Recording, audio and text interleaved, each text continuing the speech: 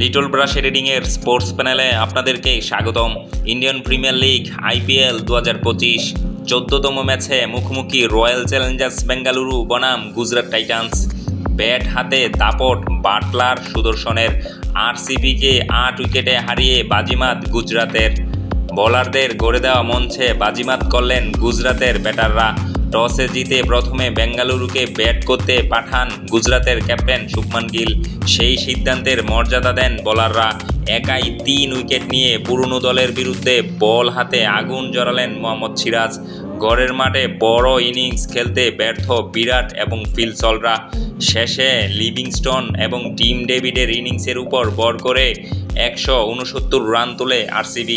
কঠিন পরিস্থিতিতে 40 বলে 54 রান করেন লিভিংস্টন। শেষে নেমে 18 বলে 32 রানে জোড়ো ইনিংস খেলেন টিম ডেভিড।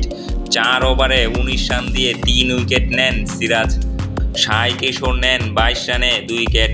রান তাড়া করতে নেমে সমস্যায় পড়েনি গুজরাট। সাই সুদর্শন করেন 49 রান। বাটলার অপরাজিত থাকেন 73 রানে। 17.5 ওভারে 2 উইকেট হারিয়ে সহজেই লক্ষ্যে পৌঁছে যায় গুজরাট টাইটান্স। চিন্নাস্বামীর পিচ ব্যাটিং সহায়ক হলেও ফায়দা তুলতে পারেনি বেঙ্গালুরুর ব্যাটাররা।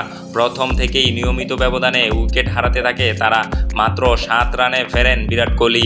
ক্যাপ্টেন রজত পাতিদার 12 বলে 12 করেন। ফিল সল 14, দেবদূত পার্টিকল 4 রান করেন। শেষে নেমে গুরুত্বপূর্ণ ইনিংস খেলেন লিয়াম লিভিংস্টন ও টিম ডেভিড। গুজরাটের হয়ে 39 রানে 73 রানের ইনিংস খেলেন জস বাটলার।